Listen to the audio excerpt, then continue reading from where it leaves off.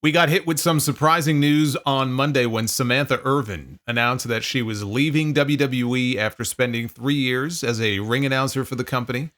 She posted a long goodbye message on social media. I am not going to read the entire thing here. I could read War and Peace in less time than it would take me to read her entire message. But she thanked everybody she's ever interacted with in WWE, the talent, the producers, the production crew, Paul Heyman, Michael Cole, Triple H, Mark Henry for giving her her first big break. So you could add Samantha to the list of names that Mark Henry has helped recruit. And of course, she thanked the fans. She told all of us to stay tuned without giving any indication of what her next move might be.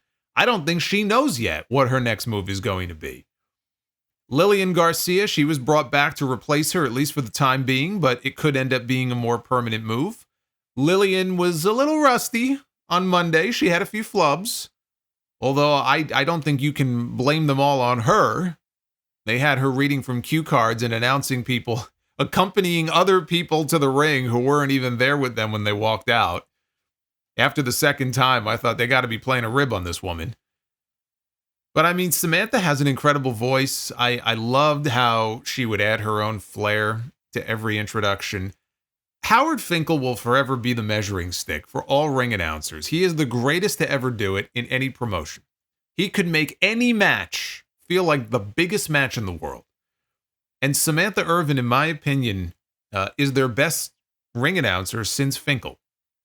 And that is not throwing shade at Lillian, who also has an incredible voice, or Mike Rome, or Justin Roberts, or JoJo, or anyone else. But I got Samantha at number 2 behind the Fink. And what makes that even more amazing is that it wasn't even something she ever wanted to do. She didn't like being an announcer. It reminds me of Jerry Lawler when he joined WWE. He didn't do a lot of wrestling. I mean, he wrestled, but like not all the time. They primarily used him as an announcer.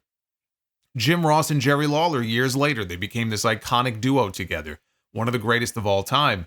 And Lawler hates announcing. If it was up to him, he would never have done any announcing. He would have just wrestled for them exclusively. For him, it was just a paycheck. He never had a passion for it. He would show up, do what he was told, did not want to be an announcer. Now, before I get into all of that stuff with her revealing the real reason why she's not doing this anymore and what she said on Instagram yesterday, this was not a last-minute decision. In her own words, she gave them months of advance notice that this was coming. But the initial reports made it sound like she wanted the ability to do more outside projects, and she could not come to terms on that with WWE. Now, singing is a passion of hers. She's been studying music since she was 4 years old. Mike Johnson reported that her schedule may have also played a role in her decision to leave. Being on the road means that she's away from her daughter. She has a daughter from a previous relationship. He said that there was a discussion of her having a reduced schedule, but yeah, some people are going to hear that, they're going to laugh, and they're going to go, wait a minute. This woman only works 1 day a week. Why does she need a reduced schedule?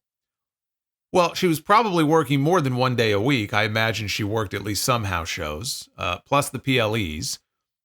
Their travel may not be as crazy as it used to be, but it's still pretty crazy considering they go year-round with no off-season, okay? And I'm sure it's especially tough when you have a family or a young child at home.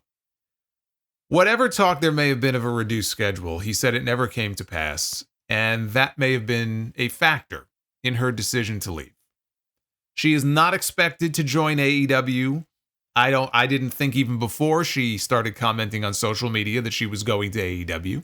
And her fiance, Ricochet, went on Twitter and said she is not coming to AEW. You can all rest easy. Because all week, he has had a bunch of losers coming after him with pitchforks and tiki torches, blaming him for her decision to leave, like he coerced her into it. She only left to be closer to you. You talked her into it, you bald bitch. You've got no talent. Right? The usual brainless, tribalist nonsense that you see on social media. I don't believe she's going to AEW. Could she end up in AEW in the future? Sure, it's possible.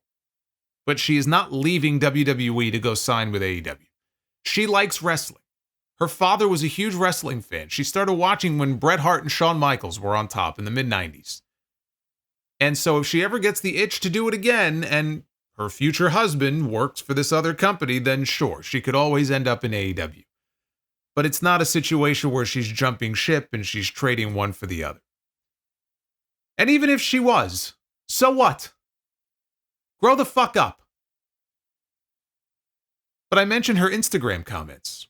Those came yesterday in response to a comment that somebody left saying that he's sure that Ricochet is behind her decision to leave because Ricochet, quote, couldn't stay in the big league. As if they released the guy and it wasn't his decision to leave. So Samantha, at that point, she just reached her breaking point. I don't think she would have said anything. If people were actually, civil, sane human beings, I don't think she would have said a word. But she was getting so many comments and Ricochet was getting so many comments, she finally reached her breaking point. And she's been popping off on Twitter, too, all day. She's been responding to fools. She had enough of people slandering her fiance. So she responded to the guy on Instagram and she said, I don't like announcing. I'm serious. Announcing was only supposed to be my way in. I wanted to manage, maybe even become general manager one day. But WWE saw no other future for me besides announcer. I love watching the action, but I don't love being an announcer. And for those who don't know, when she first broke in, she tried to be a wrestler. That's what she tried out for. And it didn't work out. And that's how she ended up as a ring announcer. She didn't sign up with the idea that she would be their ring announcer. She basically fell into the role. Turns out she was really good at it, and it just stuck. But I had no idea, I don't think most people knew, that she really did not like what they had her doing. She said it was very stressful. One of the things that she said she was interested in was managing. She wanted to do something on the show other than announcing. And she thought that managing would be one thing that she would be good at. And she said that she thinks she could have helped a lot of talent achieve their goals. She cited Paul Heyman as her biggest influence. She said that she is obsessed with wrestling. She wanted the chance to show that she had a mind for it, but it backfired. And so somebody asked her, well, then why take the job if it's not what you wanted to do? And she said she used Paul Heyman as an example. It's the same reason that he took jobs as a photographer when he first broke into the business, because she loves wrestling. And that was the path that was presented to her. I mean, the initial reports from PW Insider and from The Observer made it out like she wanted the ability to do more outside projects and couldn't come to terms with the company on that. I mean, that's what Meltzer flat out said. She basically denied that and said that she has no outside projects. She had other goals in wrestling. And now that she's not in wrestling, she's just going to be at home with her daughter. She says she doesn't want to be in the music industry. She loves music, but she doesn't want to be in the industry. She doesn't aspire to be famous. She said she's already a singer. If people like my music, great. If they don't, I'm okay with that, so long as I'm doing what feels right to me. If you're stuck doing something that you don't love, you're not obligated to keep doing it unless you're financially dependent on it and feel like you have no other choice. You don't have to keep doing something that makes you miserable. And on that Instagram dude claiming that Ricochet couldn't stay in the big league, she said, also, they wanted Rico to stay in the big leagues. I don't know why everyone is pretending like he was always in great positions at WWE. And when another user wrote, your talented husband did this, huh? She said, my husband is a millionaire, so yes, I don't have to do a job I don't like anymore. Good for her. I know the Ricochet comments are going to have even more weirdos coming after her. I mean, she's sticking up for her man. That's all.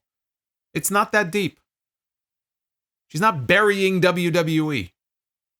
She's speaking her mind, and she had enough of people slandering Ricochet for no reason. It wasn't his decision to make. She wasn't happy.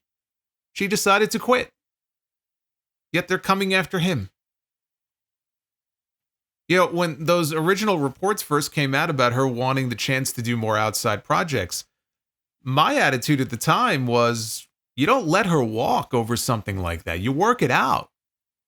She's got a lot of talent, And if that's really all this boils down to, then that's an L for WWE.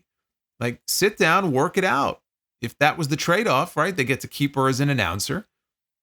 Maybe it wouldn't be every week. And in exchange, they allow her to do some select projects outside of the company. But if she was more interested in managing or being a general manager and not announcing, you know what? I don't blame WWE. I don't blame Samantha Irvin. You know what this is? This is a simple business disagreement. It just means that they were at an impasse on what her role on the show should be. WWE had one idea for what they wanted her to do. She had other ideas. WWE has more than enough talent right now as it is to fill those other roles on TV. GM and manager, all that stuff. And if they were going to lose her voice anyway, right? If they looked at her voice as the ring announcer, as her greatest strength, and she didn't want to do that anymore, then they would rather see her go than keep her in a role that she's going to be miserable in and they have no use for her in. So it was for the best that the two sides just part ways. It happens. It happens in business. It's not anything that's going to hurt the overall product or hurt their business long term. I think it's a bummer that she's leaving, but the train rolls on. It doesn't slow down for anyone.